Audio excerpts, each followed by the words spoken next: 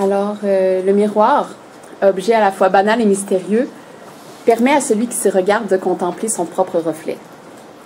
Il n'est pas rare, cependant, de voir les auteurs de littérature déconstruire ce précepte, comme c'est le cas de l'auteur José Saramago dans son roman « L'autre comme moi », donc publié en français en 2005.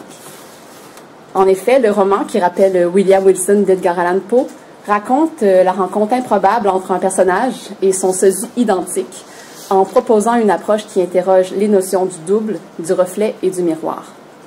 Cette dernière figure, d'ailleurs, agit comme trame de fond métaphorique et littéraire dans le roman, dans une perspective de recherche identitaire de la part du héros. Les nombreux jeux de miroir dans L'autre comme moi ont pour effet de brouiller les pistes d'analyse jusqu'à remettre en question le fondement réaliste de l'histoire.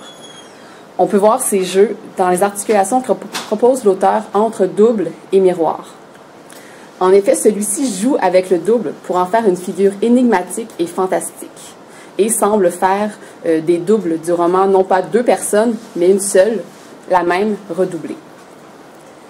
Nous verrons donc dans un premier temps comment le double se déploie dans le texte et comment cela vient convoquer la figure du miroir, le double étant ici, d'une certaine manière, une matérialisation du reflet du personnage. Ensuite, nous verrons comment le miroir est présent dans le texte et comment il opère des mélanges identitaires entre les deux personnages. Et finalement, nous en viendrons à proposer, à la suite de ces constats, une interprétation personnelle du texte. L'auteur, donc, met en scène la rencontre de deux personnages non seulement identiques, mais qui possèdent en eux des similitudes tellement importantes que ça anéantit la possibilité qu'ils soient simplement jumeaux ou tout simplement similaires de manière hasardeuse. Donc, nous avons Tertuliano Maximo Afonso, le personnage principal, qui est un professeur d'histoire à la vie plutôt banale, et qui rencontre son double, Antonio Claro, un acteur, par l'intermédiaire d'un film qu'il voit, dans lequel Claro apparaît. La description qui est faite des deux personnages dans le roman met en évidence la ressemblance physique qui les réunit.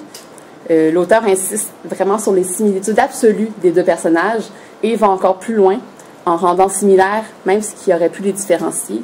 Par exemple, je cite, « Tertuliano Maximo Afonso, jetant un coup d'œil sur le document d'identité, le rendit et déclara « Je suis né à la même date, la même année, le même jour et le même mois. » Les deux hommes sont donc non seulement totalement identiques, mais sont également nés le même jour. Des jumeaux posséderaient certaines différences quand même, ce qui n'est pas le cas des deux personnages, car les ressemblances entre Tertuliano et Antonio sont, et je cite encore, totales, absolues, même les empreintes digitales sur leur carte d'identité sont pareilles. Le fait qu'ils partagent ce trait identitaire unique nous amène donc à penser qu'ils ont une même identité en commun et qu'ils ne sont pas deux, mais un. En plus d'avoir une apparence physique totalement identique, ainsi que de partager les mêmes empreintes digitales, les descriptions mettent en évidence que Tertuliano Maximo Afonso et Antonio Claro ont des ressemblances mimétiques dans leur vie. En effet, les deux personnages ont vécu des événements semblables dans le passé, par exemple le même accident qui leur a laissé la même cicatrice au même endroit. Cette proximité de leur passé est particulièrement hasardeuse, voire impossible, à moins qu'ils ne partagent le même passé. De la même façon, les changements d'apparence physique qui ont cours dans leur vie se font en même temps. Les deux personnages semblent donc évoluer en fonction de l'autre, un changement chez l'un provoquant automatiquement un changement chez l'autre. Ce genre de progression simultanée de vie est impossible, voire fantasque, et on voit ici que les similitudes dépassent le simple physique pour aller dans le domaine de la vie et de l'identité, qu'ils semblent partager. Sinon, en quoi il serait très improbable que de tels événements analogues se produisent par hasard dans leur vie respective. En dépit de leur ressemblance tout à fait exacte, les deux personnages présentent des différences au niveau moral. Alors que le personnage de Tertuliano semble vouloir entrer en contact avec Antonio Claro de manière pacifique, Antonio, pour sa part, dégage une attitude violente et menaçante. Et je cite, il dit « Si j'avais une arme sur moi, vous seriez un homme mort. » Donc, Antonio semble agir par pure méchanceté, cherchant aussi à se venger de son double et de la manière dont celui-ci est entré en contact avec lui. Le caractère violent du personnage d'Antonio s'oppose donc totalement à celui de Tertuliano. Ce constat est intéressant puisqu'il nous amène à entrevoir une possibilité reliée à notre hypothèse, donc, en assumant que Tertuliano et Antonio partagent la même identité, ils pourraient incarner les deux côtés opposés d'une personnalité et ainsi Antonio incarnerait le côté négatif de Tertulliano, qui lui serait le côté positif. Et de cette façon, il serait possible que le double, tout en conservant sa similitude physique avec le personnage principal, s'y oppose moralement. Cette comparaison au miroir, qui se bâtit alors dans la relation entre les deux personnages, met l'emphase sur l'idée du reflet. Le reflet d'une personne est à la fois sa copie parfaite et son total opposé, puisque ce qui est reflété dans le miroir est inversé par rapport à elle. Le reflet n'est donc pas la copie identique de celui qui se regarde dans le miroir, mais son inverse. Clément Rosset, dans son livre Le réel et le double, affirmait ceci. La symétrie donne non pas la chose, mais son autre, son inverse, son contraire, sa projection selon tel axe ou tel plan. Le double est donc, en quelque sorte, l'incarnation du reflet du personnage de Tertulliano, en étant à la fois sa copie conforme et son opposé. Otto Rank y fait même allusion en parlant du double identique comme quelqu'un qu'on aurait volé à une glace. On pourrait donc dire, suite à ce constat, qu'Antonio Claro est en quelque sorte le reflet de Tertulliano Maximo Afonso, comparaison qui est maintes fois illustrée par l'auteur, nous le verrons, par l'intermédiaire du miroir.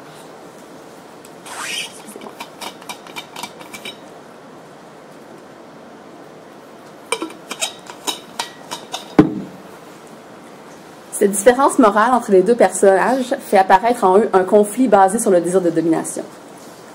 Le personnage d'Antonio Clavo fait voir à plusieurs reprises sa volonté d'établir un rapport de force avec son double, dans lequel lui serait le dominant et l'autre le dominé.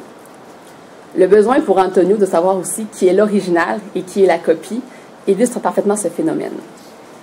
Le désir de supériorité d'Antonio est doublé de celui de diminuer son adversaire. Ce constat est illustré dans la connotation négative associée au terme de duplicata dans l'histoire, terme qui est relié au reflet, alors associé à la faiblesse. Cette dévalorisation par la faiblesse se voit aussi dans la peur qu'a Tertulliano de se voir assigner le rôle du dominé, la peur que l'autre soit lui l'original et lui une simple répétition dévalorisée d'avance, un simple reflet. En bref, parce qu'il les rassemble, donc leur totale similarité, et ce qui les oppose, Tertulliano et Antonio semblent partager la même identité sans partager le même corps. Nous pouvons donc voir que le double, comme il se déploie dans le roman de Saramago, part de la même personne et évoque le miroir, le second personnage considéré ainsi comme le reflet inversé du premier. Ensuite donc, tout au long du roman, les identités des deux personnages se confondent, comme dans le fond s'ils ne fondaient qu'un, qu'ils étaient en fait qu'une même et seule personne. Ces transferts identitaires de l'un à l'autre, comme nous allons les appeler, démontrent la porosité des deux identités qui, en se mélangeant, vont s'intégrer l'un à l'autre et donc semblent ainsi appartenir seulement à une seule personne. Les transferts identitaires dans le texte se font par l'intermédiaire d'un objet précis qui est le miroir. En effet, à quelques reprises dans le texte, l'objet semble être le lieu donné de transfert, donc la surface du miroir devenant poreuse pour devenir un lieu de mélange. Des mutations donc se produisent d'abord par l'intermédiaire de l'objet physique qui permet, même en l'absence du double, d'établir un contact et donc de permettre quand même au personnage de devenir l'autre. Ce premier exemple tiré du texte donc montre que par le miroir, le personnage a accès à l'identité de l'autre et qu'en quelque sorte, il le devient momentanément. Donc, je cite. En cet instant, Tertulliano Maximo Afonso est devenu cet acteur dont nous ignorons le nom et la vie. Le professeur d'histoire dans l'enseignement secondaire n'est déjà plus là. Cet appartement n'est pas le sien. Le visage dans le miroir a définitivement un autre propriétaire. Le miroir est donc, en quelque sorte, un objet par lequel les transferts peuvent avoir lieu. Les deux personnages sont donc ainsi reliés par leur identité. Et des jeux de miroir sont alors possibles, permettant une usurpation momentanée de l'identité de l'autre. Et donc, le miroir permet un contact privilégié en l'absence du double. Et dès que cette surface se brouille, le contact possible disparaît. Par exemple, dès que Tertulliano lave le miroir avec la mousse, le reflet présent dans le miroir s'en va et le personnage se retrouve immédiatement à nouveau seul chez lui. Le miroir, donc, sert en quelque sorte de lien entre les deux personnages doubles. Et plus précisément, il semble établir un lien mental qui permet à l'un et à l'autre de rester en contact identitaire, de les rassembler. Et ainsi, une coupure de ce lien brise donc le contact entre les deux et Tertulliano redevient donc, nous l'avons dit, seul chez lui, mais aussi, métaphoriquement, seul à l'intérieur de lui. Plusieurs transferts, donc, font appel au miroir en tant qu'objet physique pour s'établir. À d'autres moments dans le roman, ces échanges y font appel, mais par l'intermédiaire d'une métaphore. Dans ces extraits, l'objet n'est pas présent, mais il est convoqué par l'appel à des figures qui y renvoient. Par exemple, le simple fait que les personnages se retrouvent l'un devant l'autre reconstitue la forme métaphorique du miroir, recréée ici par les deux corps face à face. Un transfert peut donc avoir lieu.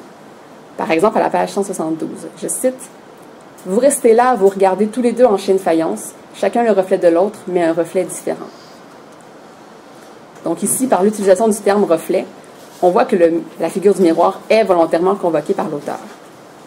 Et donc, debout devant son double, Tertulliano devient l'autre. On rencontre aussi cette métaphore plus loin dans le roman, alors qu'Antonio Claro se déshabille et qu'ainsi il devient l'autre. Je cite. Antonio ôta sa chemise d'un seul mouvement, se déchaussa et retira son pantalon, puis ses sous-vêtements et enfin ses chaussettes. Il était nu de la tête aux pieds, et de la tête aux pieds, il était Tertulliano Maximo Afonso, professeur d'histoire. Debout devant l'autre, les deux personnages, face à face, agissent comme un reflet l'un de l'autre. Tertulliano et Antonio recréent donc physiquement le miroir, dont leur double est issu. Associés à cette idée, les jeux de partage d'identité entre le personnage et son double sont aussi perceptibles par les traces qui restent présents chez l'un et chez l'autre, lorsque ceux-ci ne sont pas présents. En effet, une certaine présence, que nous appellerons ainsi par faute de savoir ce que c'est, agit comme un rappel de l'autre, sans que ce soit la personne réelle qui soit là. Donc, dans la citation prochaine, les personnages remarquent une présence dans leur appartement. Antonio Claro, par exemple, le ressent, et je cite. L'apparition de cet homme est en fait que nous ne pouvons ni effacer ni supprimer, même si nous ne le laissons pas rentrer, même si nous ne lui fermons notre porte, il attendra de l'autre côté. Il est déjà rentré, il est dans ta tête. La présence, donc, ou la trace qui demeure attachée au personnage est comme un rappel de sa présence. Suite à la prise de conscience de l'existence de leur double, cette présence ne décollera plus. La dernière citation exprime ce lien qui apparaît entre les deux personnages et qui les relie, sans possibilité de s'en défaire. Les deux personnages sont donc interreliés très fortement. Ils prennent place dans la tête de l'autre comme s'ils partageaient la même identité, comme s'ils étaient désormais inséparables d'esprit. Mais plus que chez les doubles, cette présence peut également être ressentie par les autres personnages autour d'eux. La femme d'Antonio, par exemple, s'aperçoit à un certain moment, et je cite, qu'il y avait une autre respiration dans l'appartement.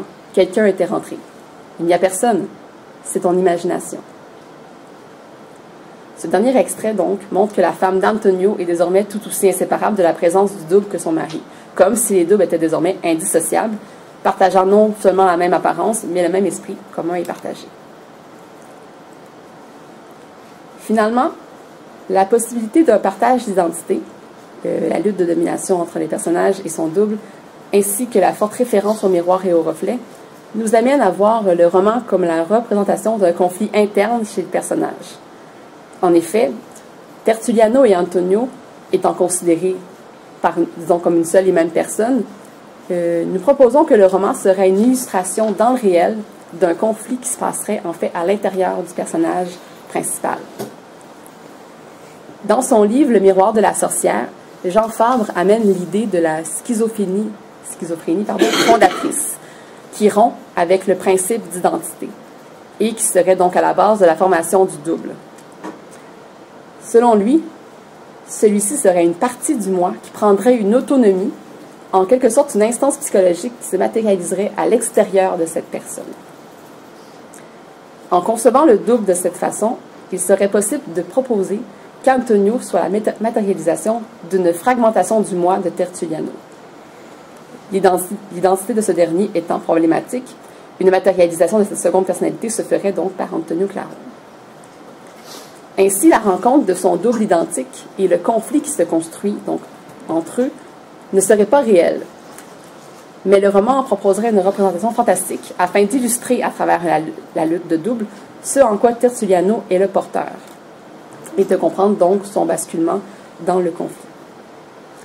Car comme le disait Michel Nevers, la lutte identitaire qui confronte les deux personnages se termine inévitablement par la mort, ici de l'un des deux personnages. Dans le roman, donc, cette mort implique une assimilation de l'un à l'autre, ce qui provoque la transformation complète de Tertuliano Maximo Afonso en Antonio Claro, personne qu'il sera désormais. La prise d'identité se fait soudainement. Par son accident, ou du moins son suicide, cela reste très nébuleux dans le roman, Antonio meurt dans un accident d'auto alors qu'il se faisait passer pour Tertuliano. À la suite de cet événement, pris dans une situation délicate, Tertuliano se voit contraint de se transformer en Antonio Claro pour le restant de ses jours et de prendre sa place dans sa vie en faisant comme si c'était la sienne.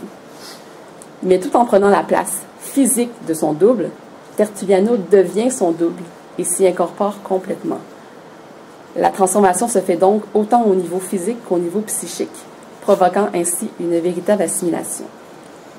Métaphoriquement donc, c'est la victoire du double qui est représentée, celui gagnant alors autant par la force que par la ruse. Cela dit, la complexité et la richesse du roman de José Saramago ne sont pas à prouver. Démêler les arguments et tenter de trouver un raisonnement logique au texte est même, jusqu'à certains points, un peu dépourvu d'utilité. En ce sens, démontrer l'hypothèse que le livre puisse être une métaphore d'une lutte identitaire psychologique est délicat, voire extrêmement prétentieux. Car suite à la tentative si forte que nous avons eue de proposer une lecture personnalisée du roman, il nous apparaît alors que le sens ne s'y trouve pas nécessairement et qu'il en est en fait peut-être tout simplement absent. Et au fond, l'explication de ce livre est peut-être simplement qu'il n'y en a pas, par une volonté de l'auteur de justement mettre en scène l'inexplicable et l'impénétrable comme thème profond de son roman. Merci.